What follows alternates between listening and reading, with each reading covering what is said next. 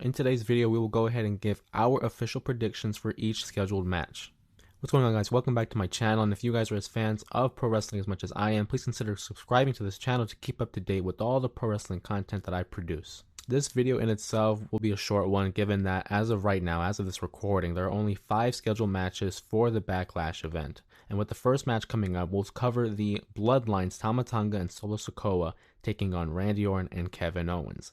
This is a matchup that has just been building within the last few months. Of course, if you look at the broad scheme of things, Randy Orton and Kevin Owens have had their issues with the Bloodline, but this incarnation of the Bloodline itself is something different. There are no Usos involved. There's no Roman Reigns. The Rock has already gone back to Hollywood.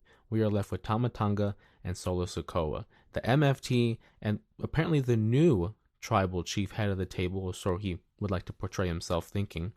I and myself think it's too early in the storyline to have the Bloodline lose. I think Tama Tonga and Solo Sikoa emerge victorious. I think they defeat Randy Orton and Kevin Owens in a competitive matchup.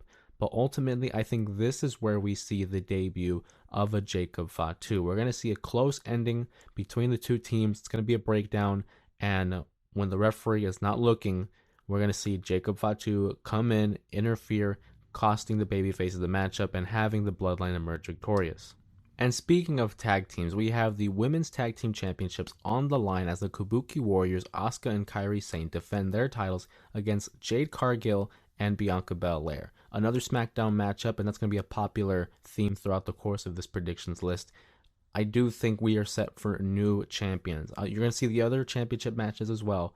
I think this is going to be the match where we see new champions. Jade Cargill and Bianca Belair, two of the top baby faces on SmackDown, especially with an emerging face as a Jade Cargill. You want to be able to build up that momentum and possibly build towards a storyline between the two having a match together. Now, whether it's having a one-on-one matchup as a face versus a face, or one of them turning heel, I think that's ultimately what we're building towards too. And I love the Kabuki Warriors, a big fan of Asuka and Kairi Sane, but I do think they're going to drop the titles. I think we're due for new champions with Jade Cargill and Bianca Belair emerging victorious. Now, to see how long that title ring carries on is yet to be seen.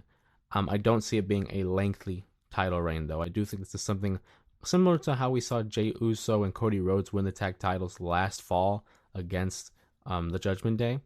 But I think it's going to be Bianca Belair and Jade Cargill emerging victorious, new tag team champions.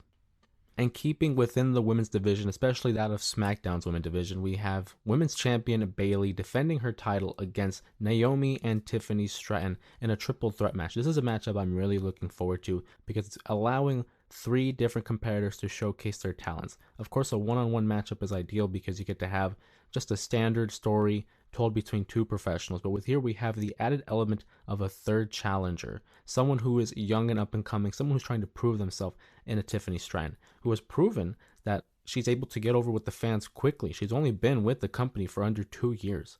She's only been on the main roster for less than 4 months.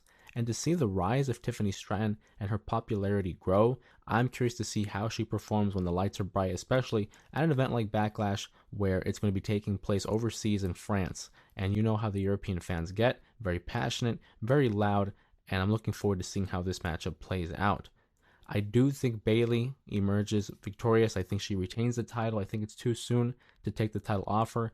I don't see Naomi winning the match, and I think Tiffany Stratton is probably up there in terms of contenders for Money in the Bank. I think Naomi takes the pinfall with Bayley emerging victorious, like I said, in a competitive matchup that will probably either open the show or will probably be in the middle of the card. So I do have Bayley winning that matchup. In a title match that, honestly, if you were to ask me a few years ago was happening, I would be hard-pressed to believe you, given that they were 2 members of factions like the Bloodline and Judgment Day, but we have the World Heavyweight Championship being defended as Jey Uso goes ahead and challenges Damian Priest in his first title defense since winning the world title at WrestleMania. I'm very intrigued by this matchup because it's something different, it's something fresh. It's not something we've seen in quite some time in terms of a main event title scene, let alone Jey Uso versus Damian Priest. We've seen the evolution of Jey Uso and how he's been able to get away from the Bloodline and become his own person in main event Jey Uso. And he's gotten over with the crowd organically, becoming one of the top baby faces in the company. Vice versa, you look at Damian Priest, who had an interesting 2023, early 2024, as he was the Money in the Bank holder and was getting ridiculed and quite frankly bullied for his way of, obtaining the Money in the Bank and how he chose to cash it in.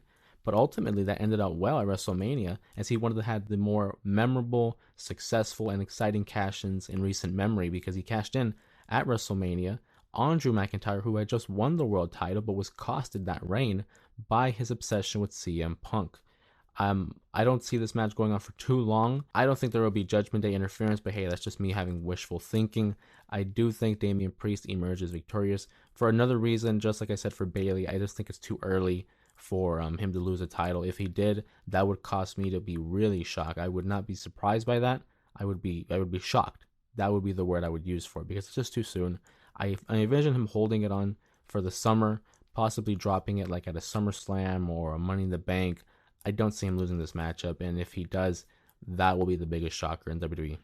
And in the main event, I mean, you can only assume it's going to be the main event, but you have the newly crowned undisputed WWE champion Cody Rhodes defending his title against AJ Styles in a first time ever matchup. This is the first time these two have ever met inside the ring one-on-one.